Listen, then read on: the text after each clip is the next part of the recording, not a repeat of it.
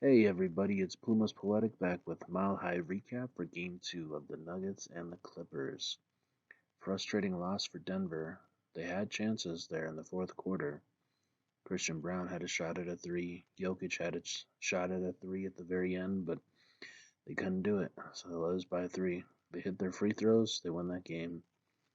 They make Leonard pass the ball more, they win that game. So sometimes you're just not gonna make the right choices, and sometimes you're going to have careless turnovers. But in the playoffs, you can have a max of one game per series like that. So Denver can't do that anymore.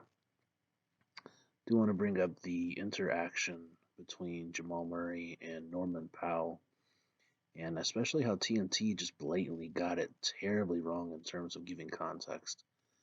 Yes, Jamal Murray did pick up Norman Powell, which was kind of funny a little bit because Murray and Powell really aren't that different height wise, but Jamal made Powell look like a little guy, so that was kind of funny. But I think it was Stan Van Gundy was on the call for TNT, and he blatantly gave no context. He was like, "This is all Murray's fault. This happened." Yes, Murray did in fact pick Powell up. He did instigate that physical contact.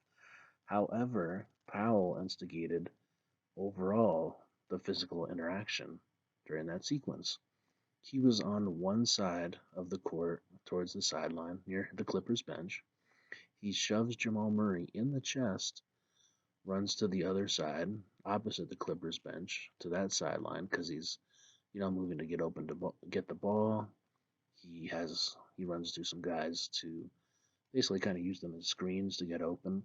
Murray works his way around him, meets him on the other side, goes to close out very hard, which was good. If he had just stayed closed out hard like he was, Powell probably would have turned the ball over or made a bad pass, or you could tell he was a little frantic for Powell there.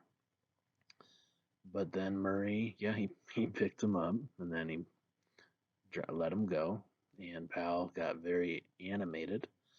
Murray was walking away. I'm sure he was talking some stuff because, if you got pushed in the chest and there was no foul call, you would probably be upset as well. So Van Gundy didn't start his coverage of the Powell push whatsoever.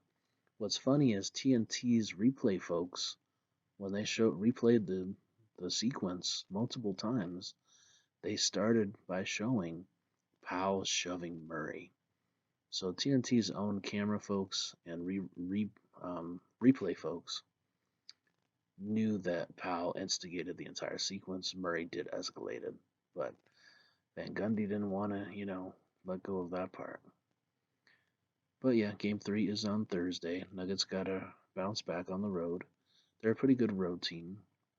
They're really going to have to continue to have Michael Porter Jr. getting involved like he was. He scored 15, which is not a huge amount for him, but he got 15 rebounds. 15 rebounds for him is very important because getting more boards is going to help you get second chance opportunities. It's going to help momentum swing from LA to Denver. So, yeah, Michael Porter Jr. has to keep it up. He did a good job in game two. He had a bad turnover towards the end of the fourth, but that's not why they lost the game. They didn't hit their free throws. They had 20 turnovers.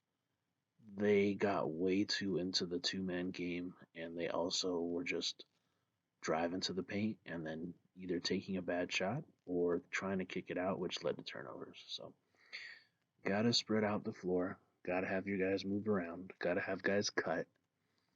And I think game three they'll bounce back because the pressure is on both teams. But I think it's on LA a little bit more here because the pressure to keep home court is on them now. So that's it for Mile High Recap Game 2 with Plumas Poetic. Hopefully you enjoyed. Hopefully you read the article above this. And we'll see you next time.